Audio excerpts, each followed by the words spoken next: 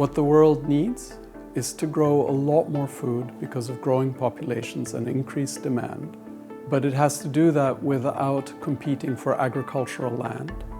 And preferably it has to be sustainable too, where we remove carbon from the atmosphere. We produce algae as a human food source and as a form of carbon sequestration. The Transforming Food Production Programme is a 90 million fund that runs until the end of March 2024. The fund is really about supporting the agriculture sector to develop more efficient, resilient and sustainable ways of producing food. We've got a strong theme around net zero and how we can try and drive sustainability across the agri-food sector to realise net zero ambitions by 2040. According to the IPCC, who are recognised as one of the leading authorities on these matters, we need to remove 10 gigatons of carbon from the atmosphere every year. That's 10 billion tonnes. That's in addition to substantially reducing our emissions, so things like electrification of transport, new ways of manufacturing, new ways of farming. That 10 gigatons of removal per year is the equivalent of a $500 billion new industry. So what's unique about what we've developed at Brilliant Planet is we're working with nature to remove carbon from the atmosphere in a way that can be demonstrated as permanent, is hugely scalable, and is uniquely affordable. Our site is in a remote, non-arable coastal desert land.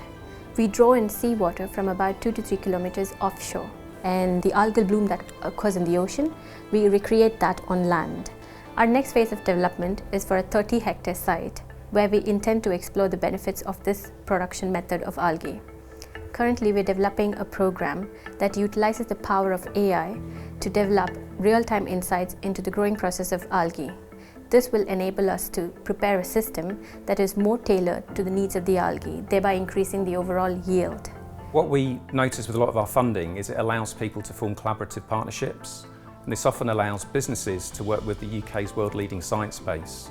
And specifically in this project that Brilliant Planet are leading, they're working with some of the best UK academics, for example at the University of Southampton, but they're also utilising capabilities up in Scotland through the Scottish Association for Marine Sciences. And this is really game-changing for them in terms of how they can model the systems that they're producing algae in and really optimise those to take production systems forward for more efficiency, greater productivity. We're actually starting to see real-life solutions to some of the most pressing issues of the day. So climate change and the way in which we need to try and mitigate against that, but also get more sustainable ways in which we can feed humans and a growing population is really fantastic in terms of what's coming out of this project. On the one hand, that's a daunting task, yes. On the other hand, it's a once-in-a-generation opportunity for whoever can provide the right solution or solutions. For us, UK Research and Innovations support has been very valuable in developing what we now believe is a truly comprehensive, truly scalable, truly global solution to this issue.